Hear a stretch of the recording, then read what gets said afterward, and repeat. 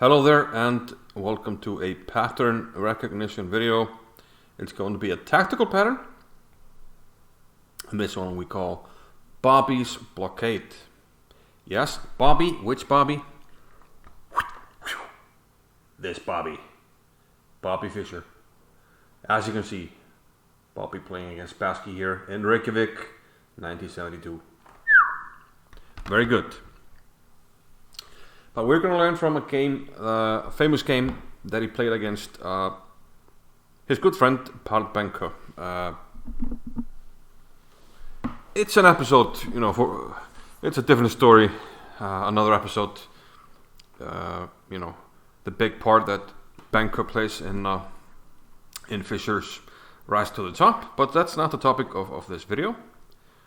So we're gonna join the game here, where Benko plays the move queen to e8. And the move queen to e8 is designed so that black can kind of play f5 at the right moment and offer a queen trade. But this turns out to allow Bobby to execute a very nice tactical sequence. And he took now on d4, bishop takes d4, and played what we call Bobby's Blockade, rook to f6. So this is the pattern of the day, and the idea here is simply to put a black piece on f6. In the game, Benko played king g8, and we had this continuation, and black is actually completely lost. But we're more interested in what happens if black takes on f6, because that's kind of the essence of our pattern. If you go back here after rook f6, bishop takes f6. So the essence is to, put a piece on f6, a black piece that kind of, is in the way of the black pieces. So we could say the rook is a blockade. We could also say that black's piece is the one blocking the proceedings, because after e5 we open up the way, this diagonal, and the mate is actually unavoidable. So the things to look out for in this pattern is that black can't interpose anything on the diagonal. If he had, maybe a bishop somewhere here, you could put it here. Maybe you could put a piece here, rook here, put it here. But none of that is in place, so black actually can't find a way to defend the mate, and she's gonna get checkmated. So the typical situations where this arises, the one that we just saw in Bobby's game is kind of typical. Rook takes f6, and this works because after bishop d3 we have this cluster of black pieces that are kind of in the way. You'd love to move the rook away, and then the king could run. So this typical pattern will often lead to two different checkmate patterns we haven't actually looked at, but this is the first one, a very basic one, where you have a bishop and a queen on the diagonal, and you will mate on h7. You could also have bishop maybe here, and the queen behind the bishop. Same thing applies. We'll see an example of that. So this is one mating pattern that kind of arises from this tactic, this blockade on f6, where you force the piece to blockade the proceedings on f6. If the bishop wasn't there, of course, black would play f5, and there would no longer be a mate. The second example would be where we have less of a cluster here around the king, and we still play rook takes f6, but here the difference is the rook can go away. But for that to work, we need the queen to be on h6. Of course, there would be more material. We would assume there would be equal material, but let's say now we want to run. Now taking with the queen doesn't work, because the king would be able to run. But here we would execute another mating pattern, which we'll look at later, where we take with the bishop, keeping control on this, and then this sequence will be played out, and we take an f7. So the blockade kind of leads to these two mating patterns. Now let's see some further examples. Let's start with this one. Flip the board.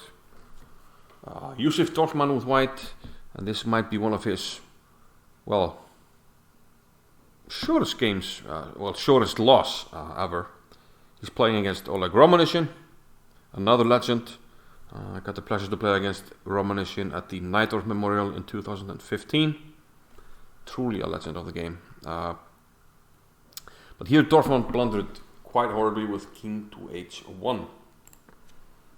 Now we know that the essence of our pattern is that we want to combine the power of the queen and the power of a bishop on this diagonal. So we know we want to get a bishop on the diagonal, but if we do that immediately, we are going to be hit with f4. And okay, we can take, but it's not going to be mate.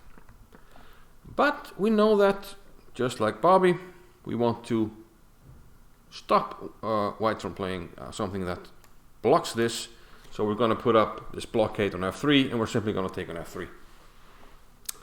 And this means that a white piece will simply get in the way. And actually, Dorfman resigned right here. This is move 13. At king g1, it's made immediately with queen g4. And if you take it, then our pattern is in full effect. Bishop e5, and no way to, to protect this. So very nice.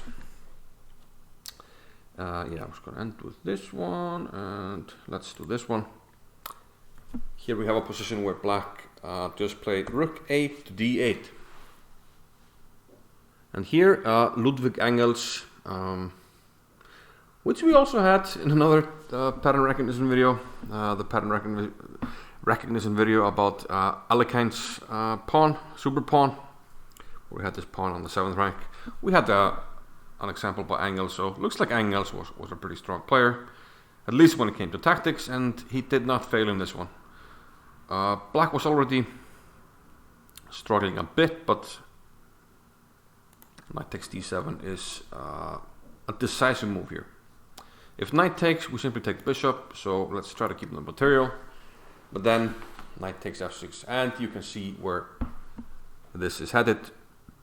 Black took with the pawn, and if the bishop were to retreat, black might get some time to defend, like bishop h6, rook here.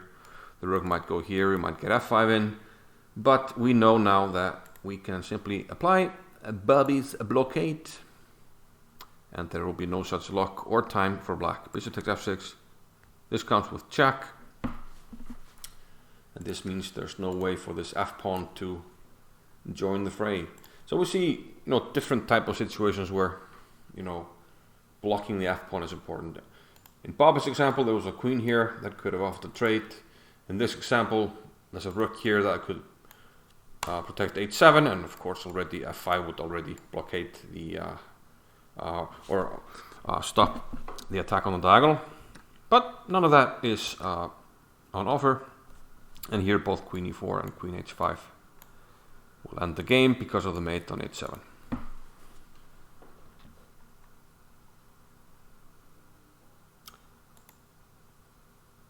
Now we're going to join the game by Igor Glek with the white pieces. He went for an all-out attack here. He has already sacked the pawn, right? Yeah, on a2. And now he took on h7. And we see this battery of the queen and bishop. He's going to land a check here. And here, black doesn't play the best move. He could have played bishop f5 or queen f6, trying to defend the pawn on g6, but he elected to keep the knight, played knight c3, which does hit the rook and the bishop.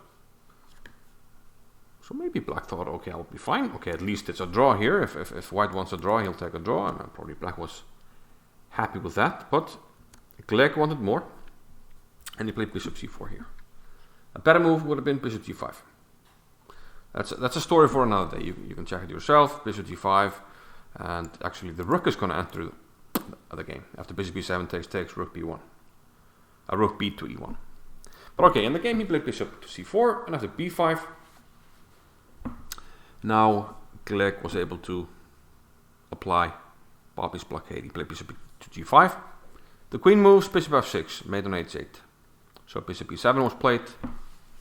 And now what do we do? Remember, There's not a cluster, so if the rook goes away, we need the queen where? We need it on h6. So he gave this check first, king h8, this check, Bobby's blockade, and then check here. And now we have time to pull back the bishop. Because if the rook moves, we have this maneuver, check, check, check, and checkmate. So a very nice attacking sequence. Sure, I mean, black had some points where he could have defended better, but overall a nice attack, and again a good demonstration of this blockading sacrifice on f6. Bobby's blockade. Final example is a bit extreme.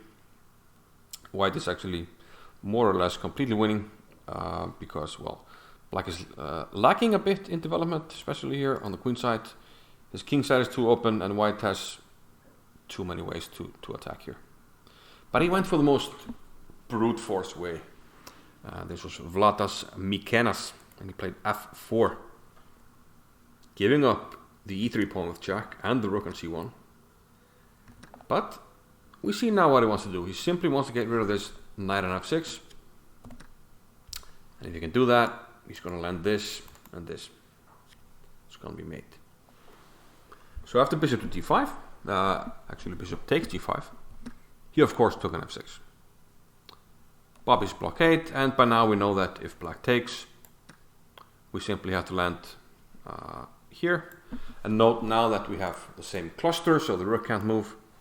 Even if it could, our knight is well placed, and we will be able to play here and here mate. But good to note that, you know, because of this cluster, there's no way to defend here. So that kind of, you know, ends our discussion of this pattern. But still, I'd like to show you the end of the game because it was really cool. King g7 and queen to d3.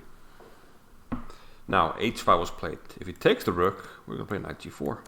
And you can either go here, I mate you here, or you can go here and I mate you here. So mate here and mate here. Pretty cool. So instead, black played h5, h4, and now he took. But it doesn't change anything. Knight g4 comes anyway. He took with a pawn, and now a fantastic finish. Bishop to e5. Again, if you go here, you mate on d6, and if you take on e5, another checkmate pattern that we looked at in a previous video, which I will of course link to. It's the queen triangle. Boom. The queen lands here, and I call it the queen triangle.